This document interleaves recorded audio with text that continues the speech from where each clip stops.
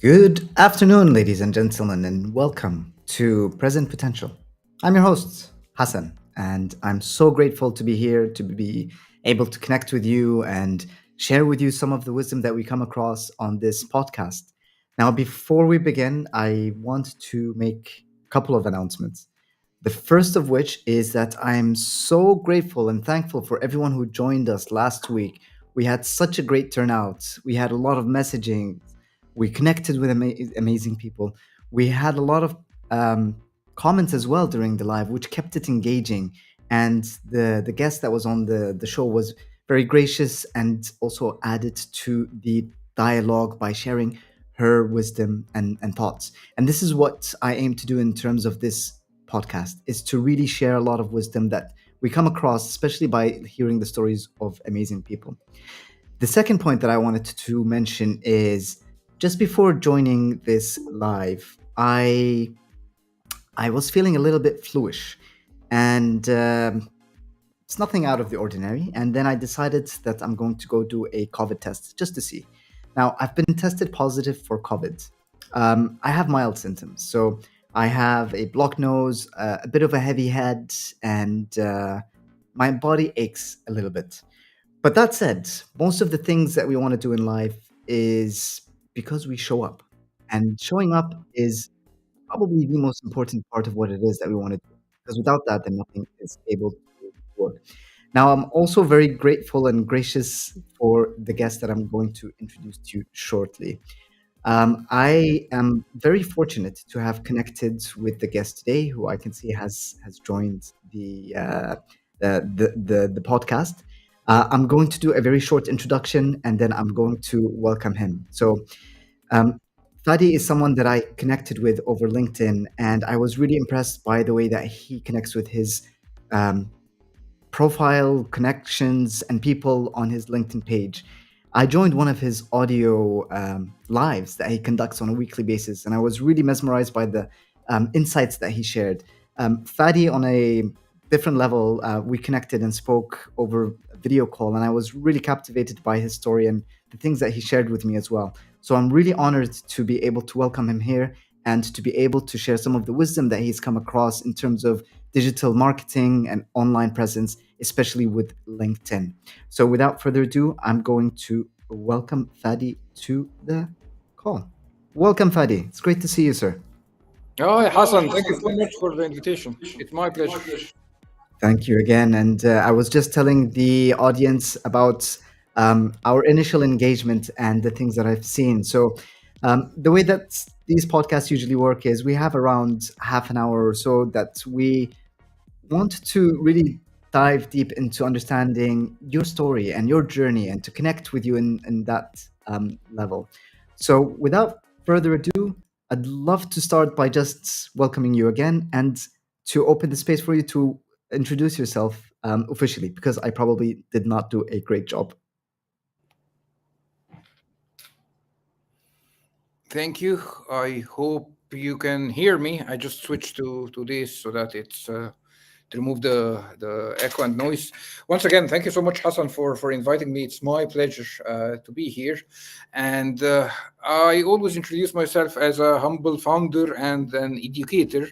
So currently, I wear several hats. One of them is I teach graduate programs at the American University in Cairo, basically about social media and immersive communications and storytelling. This is one hat. The other hat is I work as an independent consultant and trainer for online marketing and digital communications. And the last hat, which is the best one, I love. I work as a consultant for personal branding, helping especially founders and coaches to make the best use of their personal brand online, starting from LinkedIn and other platforms. And I always love this mantra that says, your personal brand is the most precious asset that you might be underestimating till now. So that's myself. Great. Thank you for sharing. And so many hats that you wear. I'd like to really begin by just hearing your story. Did you always want to work in the digital space and in branding and marketing? Was that something that you aspired to as a child going in school and studying? Never, never ever. It was just like I'm always, and this is an advice, I'm always curious. I'm always hungry to learn more. So the journey started as a computer engineer back in, I don't remember when, like 1996, Cairo University, Faculty of Engineering, graduated as a computer engineer. So I started my journey as a web developer back in early 2000, and I joined a small company working in digital media. And I was lucky enough to be the very first one in Egypt and the Middle East to introduce the idea of digital rights management for music. So I remember one of the hits for the company was the superstar Amr Diab. He had an album launched, and it was for the first time that a company could be able to monetize music online through digital rights management and giving access exclusive to his new video clip. I remember so far 2002 or 3, something like that. Anyways, the journey continued, and I was lucky to be chosen as one of 20 engineers to join the Boeing Scholarship Program for Project Management Professional Certificate, PMP certificate, where Boeing launched a scholarship program with the American Chamber here in Cairo. I applied for that and I got selected. And in that program, I met one of my friends who introduced me to a larger software company in Cairo. And the day I joined that larger software company as a project manager, which was like a step in my career, they said, "Congratulations, we today got the largest project ever in the history of our company, and you are the only available project manager because all other 12 project managers are occupied with other projects." And the project was the new portal for Egypt Air, our national airline, our national carrier. And we had just 1 month as a first deadline so that Egypt Air qualifies to join Star Alliance. So it was like mission impossible. Within 1 month, we should have an online portal with online payment and everything up and running. So I had no team. I had nothing. It was just I know only my boss. This is the only thing I knew in the company on that day. But I did my best. We delivered what's so-called phase zero of that portal, and as a result, I was promoted to be the business development manager for that company in Italy. And I moved to Italy, and this is where I moved from the technical part, like software engineering, web development, to the business side, like sales, digital marketing, etc. And in Italy, whenever I met someone, they used to say at the end of the meeting, we'll be connected over LinkedIn. And at that time, I think 2007, 2008, I had no idea whatsoever. What was that? Because we were really still at the early ages.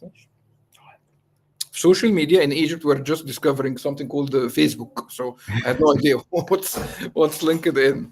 And then I started building a network. And this is very interesting lesson that I learned, and I still keep in mind every single day, that whenever you meet someone in a work slash business context, just connect with them professionally. And the best place is LinkedIn. And then an Italian partner was looking, or an Italian, let's say, entrepreneur was looking for a partner to join his new venture in Cairo. And over LinkedIn, I found that post. I messaged him. We had a conversation over LinkedIn. The next day, we had an espresso, double espresso. And I remember that moment quite well. 2008, I met that guy middle of 2008, and he was impressed by my journey, my skills, and he offered me to join him on board as a shareholder in that new company in Cairo. And then I came back to Cairo as a co-founder in a small Egyptian Italian company within the context of a bigger Italian group. And that day, LinkedIn and the idea of personal branding changed my career and my life. And since then, I'm focused on building my personal brand and helping others to build their personal brand every single day. This is my mission that I'm focused in, whether through teaching some courses at the American University in Cairo, working as a consultant, whatever I do, I just help, especially individuals, to capitalize on this massive asset that I was lucky enough that I could capitalize on that. So that's the humble journey.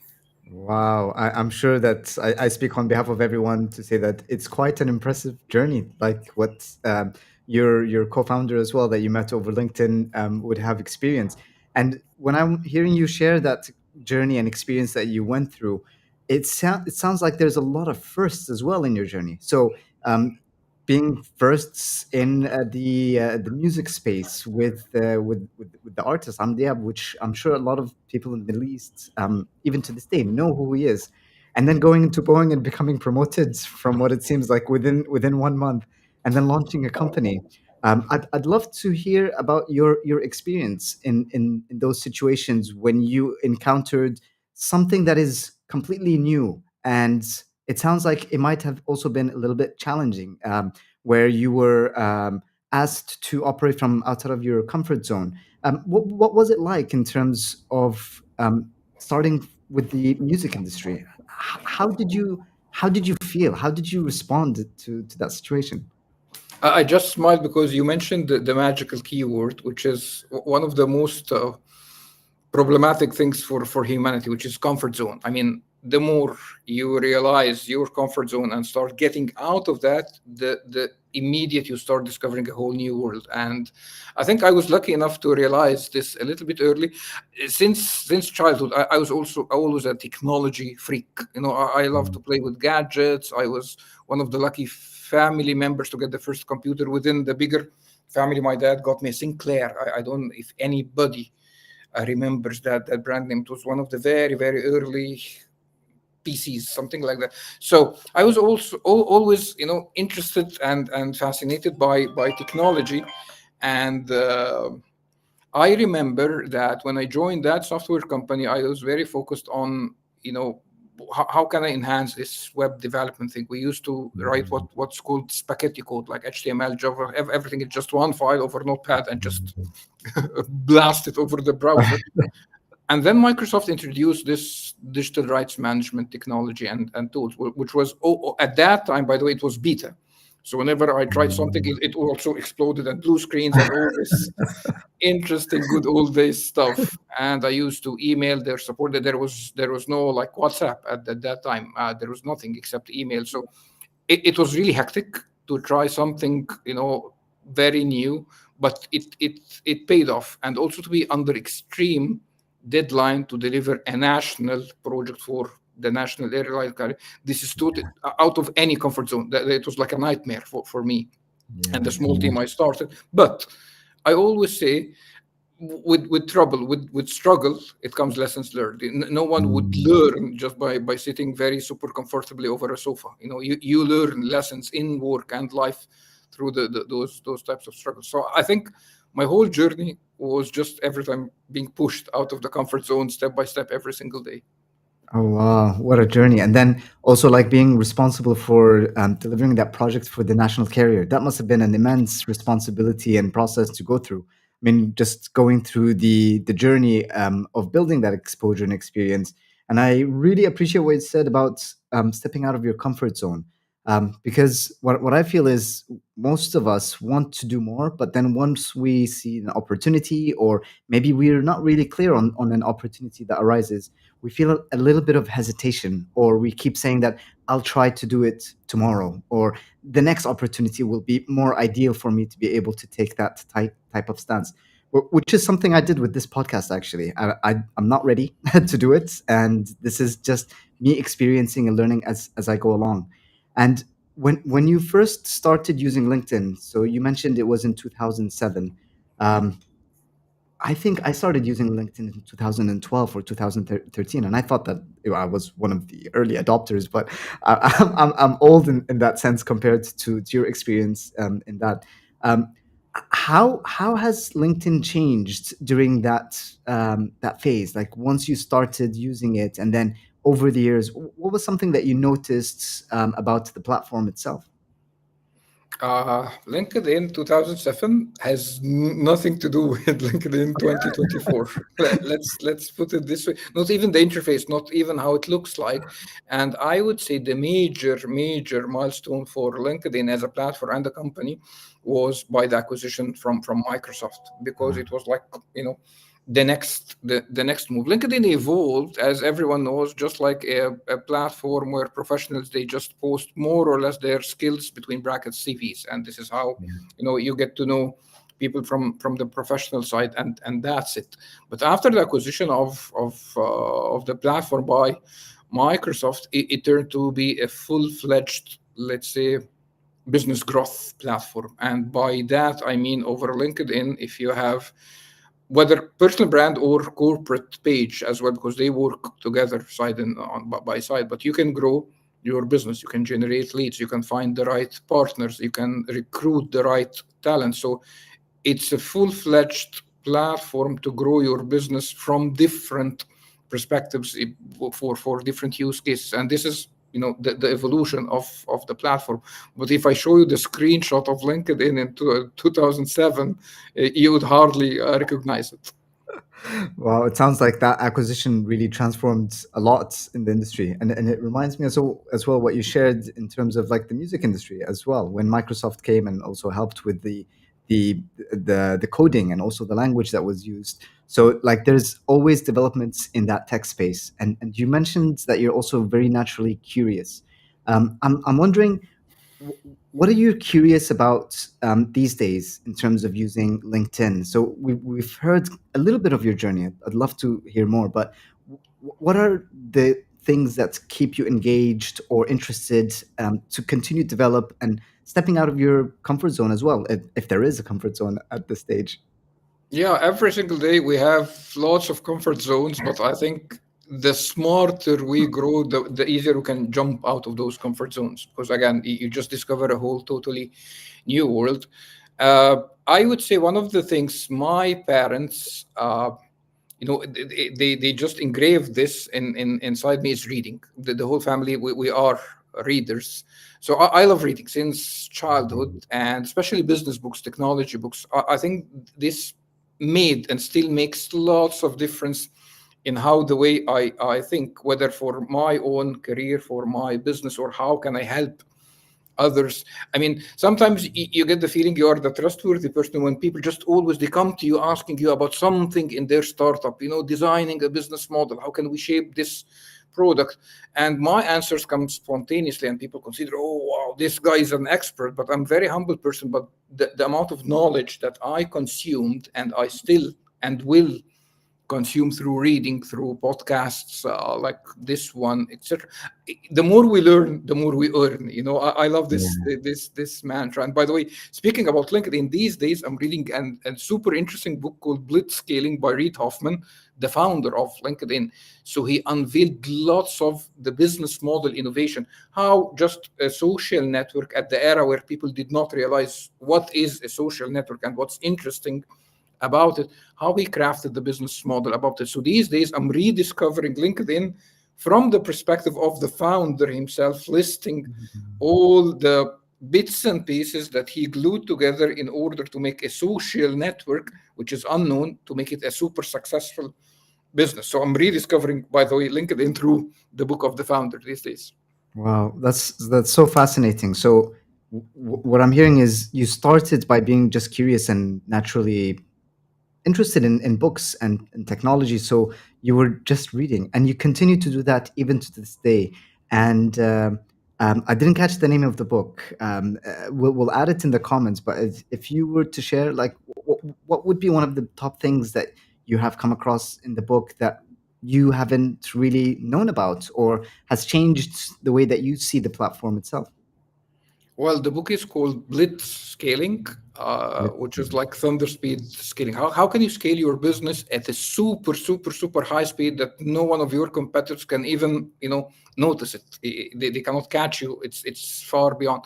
And Reid Hoffman, he's a great man. He is the founder of LinkedIn, co-founder of PayPal, and an investor in most of the tech giants, like top 10 that we. So when he talks about something, he knows it firsthand. He tested that. He knows that, and he lists several principles for super growing your company. One of them, the most popular concept, is called the networking effect. How to build an online platform whenever there is a new user. This adds value to the whole platform so that it is a magnet for another new user. And the popular example, for example, is like Uber. The more drivers are there, the more faster it can reach more customers. So more customers are there, so the business grows. So it's like a snowball effect. Airbnb is the same. Whenever there is a new customer which adds some reviews, this grabs another customer, and again it's a snowball effect. So if you can design a business from that perspective, that every user would add value to your platform and your company, this is a way to super grow it. So he lists like few examples, but I mean few concepts, and also how each platform like LinkedIn, Airbnb, Google, how they implemented this. It's whole lessons learned. So this is what I'm reading these days. And by the way, I always say to everyone, especially like younger generation that I meet at the university here in Cairo and the American University in Cairo, it has never been easier to gain information at this ChatGPT era, because you can Mm, just not only read books, there are YouTube channels, podcasts, trillions of blogs online. Ask ChatGPT, ask the AI. If you don't enhance your skills every single day, I mean, don't blame except yourself tomorrow if you are an mm, obsolete dinosaur. You know? yeah. Yeah, it sounds like there's definitely a an exponential change in the tech space, and especially with the likes of AI coming into the forefront and the access to information. And uh, it must have been, well, if ChatGPT was available when you started your career, I'm assuming that it would have really transformed the way that you would have approached the music industry and then going into the projects that you delivered to the national carrier. So it's just amazing how this happened within this span of the past 2 decades or so, and that we're actually living in this time where we can witness transformations in the digital aids that are there at our fingertips to help us really connect more with people and use it in a way that it's very helpful for us. And in terms of AI as well, so um, what do you see in terms of how this technology tools, chatbots, would be beneficial to use in order to expand your personal branding or enhance your marketing? Or where would you find that information? Because, like you said, there's so much information available, but how would you be able to find what is relevant or what is accurate for you? That's an excellent question, because sometimes it's really hectic. This era is called the information overflow era. Yeah. Sometimes it, like back in 10, 15 years ago, they used to say knowledge is power. If you have the knowledge, you have the power. But now information which can be gathered into knowledge is overflow. And this is where I think AI helps a lot, provided that the AI understands you, your character, your objectives, everything, which is by through learning. Yeah. It can be your, and this is what I'm trying to use it for, it can be your assistant. Mm, You can ask it, what is the best, let's say, personal branding course that I can take? yeah. Here are my criteria. Go fetch me and get me a list of the best five Yeah. courses based on this criteria, or the top three. So it's your assistant, and I think that's the transformation AI Mm, is doing in our normal behavior over the internet, because it used to be like websites that we know, and then Google came in, and Google is the trustworthy where we ask and Google replies with a list of search results, and then came AI, and there's no need that you go through a list of search results one by one. No, AI can do this job for you and then recommend the best thing that specifically for Hassan, specifically for mm. you. So I think that's the transformation, that how can we use the internet in the AI era. Amazing. And what are some things that maybe would scare you in the future in terms of this powerful machine, or being completely relevant and updated? Because the more I speak to people, the more I get a sense of this fear of missing out syndrome, where there's so much information that people want to grasp and understand, but they say yes to everything, and in that moment they tend to say no to other things that might be even more relevant. But what are things that you might find a little bit scary about the future? Yeah, that's another excellent question, Hassan, because I smiled, by the way, because one of the things I'm reading and I'm studying right now, very interestingly, it's called the JOMO. It's the opposite of FOMO. So instead Oh, of really? fear of missing out, Yeah, today smart people, they have the joy of missing out. That's JOMO, and it's the amazing. transition. Because with with this device, when this device came with all the idea of notifications, lots of curiosity, you're always curious to know what's missing over this app, that social media, that email that's residing in your inbox. So Yeah. it's a psychological burden that we carry 24/7. But If you realize that, and there is like a detox time, there is like a couple of hours during the day where you put this device in another room and you Mm, get back to the very normal human life, totally disconnected from technology. This is yeah. Jomo. And what's back to your question, what's really fearful is that if we do not realize that and we are just always, controlled by this FOMO technology thing, then technology uses us, not the opposite. And this is really fearful Mm. if we continue falling deeper and deeper into that trap. Oh wow. I've never heard of Jomo, and it's something that I'm sure that myself and others listening and watching this would appreciate. And you mentioned that it's also important to keep our devices away or in another room. I'm curious to hear about like some of the ways that you actually experience Jomo. Like, what are some approaches that we can adopt or apply that would help us to become more joyful in the moment? Once you start practicing this jomo, it becomes more joyful. By this I mean, I'm someone, I'm always curious. So FOMO, I can be the best example of FOMO. I'm always chasing this notification. Oh, that's what's happened on Instagram. Look, there is a new email. So I can spend the whole 24/7 just chasing notifications. But then I found that my productivity is draining every day because like, I cannot Mhm. focus. So one of the amazing things that I discovered like 3 years ago was on iPhone you can switch on silent or work mode, because work mode there's no notifications. And then I discovered my productivity is skyrocketing. So I started realizing, you know what, I can be in control of technology and I can totally detach for 3, 4, even 5 hours from any notifications, Mhm. and neither the world will be on fire nor my life will be in danger. So I thought, okay, I can live safely without notifications for 5, 6 hours, and then I'm always trying to watch my screen time.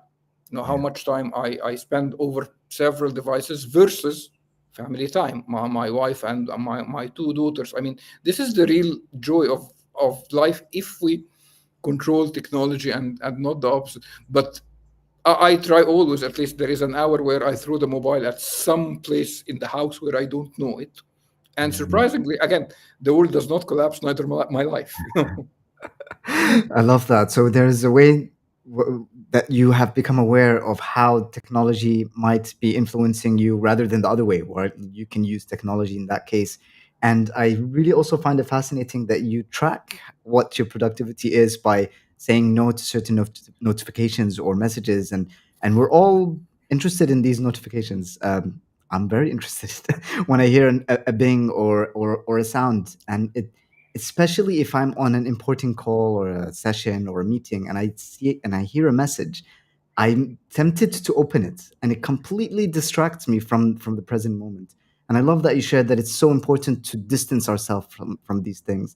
I shut my phones and any device near me when I'm fully present in the moment.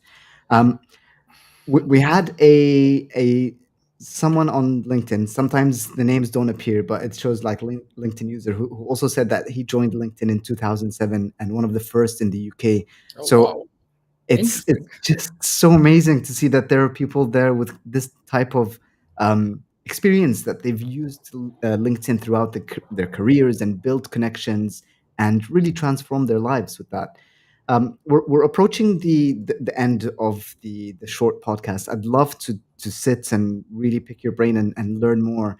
Um, One of the traditions that we have on the podcast is to end by asking, what are some of your mottos or like your wisdom that you follow and you continuously repeat to yourself that enables you to become that productive and relevant within LinkedIn and beyond. I'd love to hear your wisdom. Well, I think there are two slogans that I love. One is that the more we learn, the more we earn, because it's very true. This is one thing.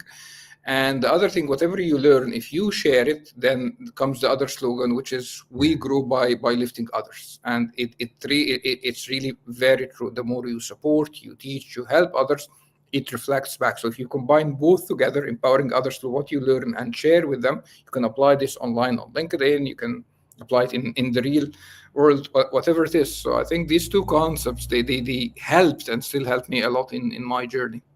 I love that, and I can be someone to say that it's evidenced that you actually deliver these, because every Wednesday you have the lives that you um, really share all the knowledge that you've come across to help people to build their personal brand and digital footprint in this space and beyond.